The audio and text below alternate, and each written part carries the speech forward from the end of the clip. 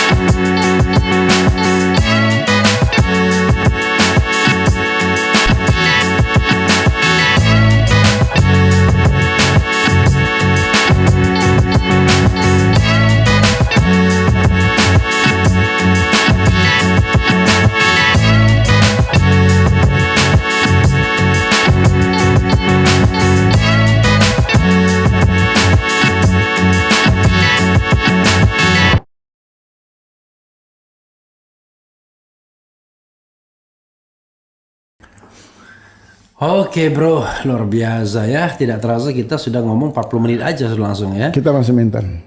Oke, kita kecuali ada bro, tenang aja. Kalau bro mau menyampaikan sesuatu silakan. Tapi saya ingin bergerak ke isu berikutnya ya. Tapi tadi dua isu langsung kita gabung ya. Iya.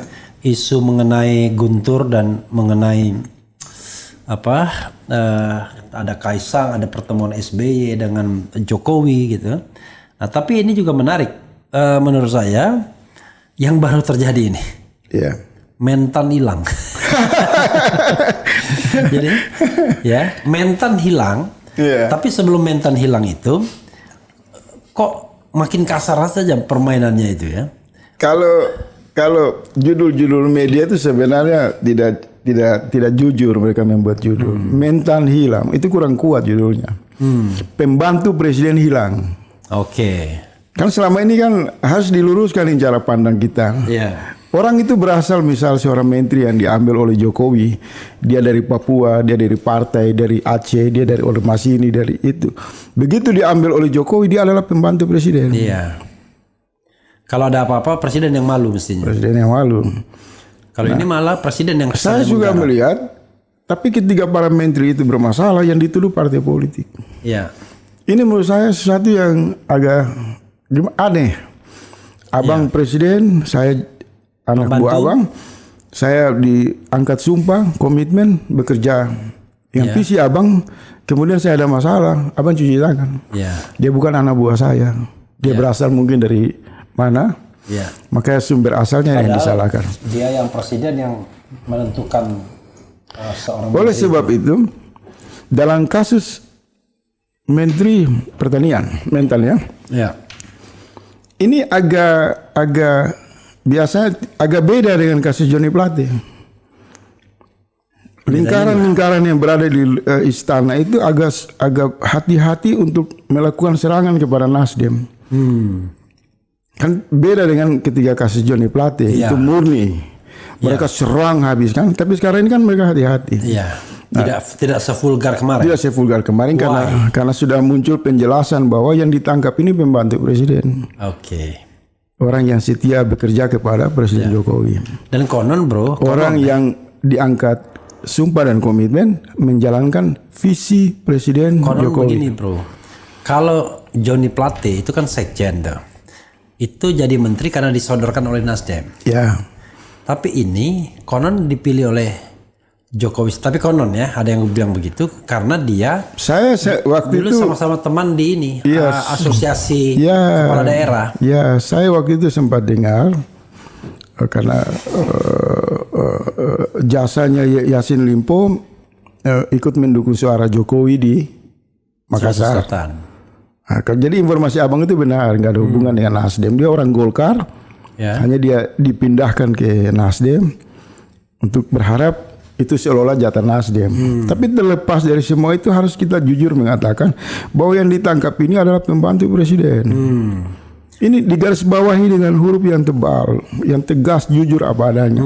Pembantu presiden hilang. Pembantu presiden ditangkap misalkan. Iya. Nah sekarang tiba-tiba muncul ada pemilikan senjata api, ada 30 miliar dan ujung dari pemberitaan ini pembantu presiden hilang. Berarti siapa yang bertanggung jawab? Kita berharap kalau pemimpin yang baik anak buahnya hilang, apalagi katanya masih di luar negeri, maka presiden itu keluar. Pertama, Jokowi harus keluar menjelaskan apa alasan dia hilang, karena dia pergi ke Italia kalau nggak salah. Spanyol itu untuk menjalankan visi Jokowi. Iya. Nah, mestinya Pak Jokowi keluar kepada seluruh rakyat Indonesia bahwa pembantu saya seorang menteri hilang. Apa alasan hilang? Ya Pak Jokowi jelasin. Jangan selalu dibalikan ke Nasdem. Jangan, Nasdem nggak bertanggung jawab, rakyat nggak ada urusan. Ini pembantu presiden. Jadi dia harus konferensi pers. Kemudian menyangkut kepemilikan senjata api kan kontroversial juga. Cuma saya nggak mau masuk wilayah itu. Ya. Itu bisa saja senjata angin atau apalah. Ya. Ya kan? Dia punya macam-macam lah, itu spekulasi. Hanya baru pernah terjadi di Indonesia ini, seorang pembantu presiden hilang di satu negara, dikabarkan hilang, presidennya masih asik joget-joget dengan para menteri, batik-batik kemarin kan, pesta-pesta. Bahkan seolah-olah cuek saja. Iya. Ini miris. Bahkan Kalau selevel pembantu presidennya hilang, diduga hilang di satu negara, presiden cuek, bagaimana warga negara? Coba dipikirkan itu. Bahkan kemudian langsung main ganti aja dia sama interimnya wakil menteri. Saya belum baca, apa sudah ganti? Iya, diganti sementara ad interim. Oleh Mahfud MD. Oleh wakil menterinya. Jadi Seperti udah hilang-hilang lah. berita kehilangan ini kita tarik lagi. Ini semacam bola panas yang seolah-olah mungkin ya, kenapa Pak Jokowi mencoba untuk menghindari isu hilangnya anak buah dia seorang menteri ini? Mungkin Yassin Limpo ini pegang sesuatu juga. Ya, saya juga dengar-dengar gitu. Karena kalau proyek food estate ini itu kan harus melewati alur yang namanya Menteri Pertanian. Iya. Jangan-jangan saya juga membaca, saya mengamati perbincangan yang mungkin juga terbatas di kalangan ini juga ada perang, ada sesuatu benturan yang serius, Bang. Karena Untuk raker PDIP mengusung krisis pangan. ya. Tiba-tiba Ibu Mega berbicara tentang agraria, tanah, pertanian yang tidak pernah tuntas. Di waktu yang sama, Prabowo juga food estate. Iya. Kongres berjalan, menterinya hilang. KPK obrak-abrik kantornya, rumahnya. Lalu Jokowi bilang kedaulatan pangan, saya udah bisikin. Jadi ini kayak ada satu di antara mereka. Jadi bagusnya Nggak? Karena Yassin Limpo ini mengetahui cerita food estate, jagoan kita ini bisa terjungkal di sana, terganjal di sana, ya udahlah. iya itu ada sesuatu Hilangkan juga. yang Itu spekulasi ya. spekulasi ini bingung siapa yang menggerakkan KPK. Tiba-tiba juga ada mantan juru bicara KPK di sana. Tadi juga berbicara ada 19 titik di dalam kasus ini yang diduga bermasalah dalam proses penyidikan.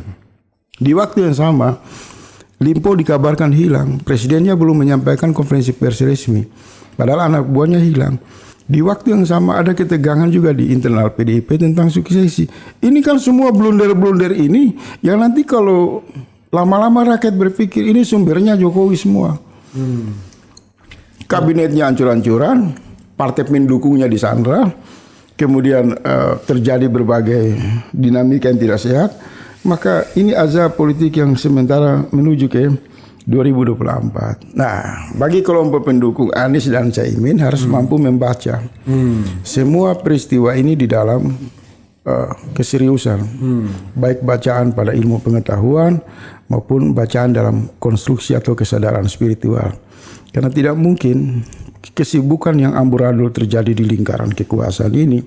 Bisa saja inilah cara Allah memberi petunjuk kepada kita bahwa para orang-orang zalim ini memang mereka saling berputar-putar di dalam arus kegelapan mereka untuk mengatakan kepada orang-orang beriman sudah saatnya bersatu untuk melakukan perubahan. Iya, menarik ya, bro ya.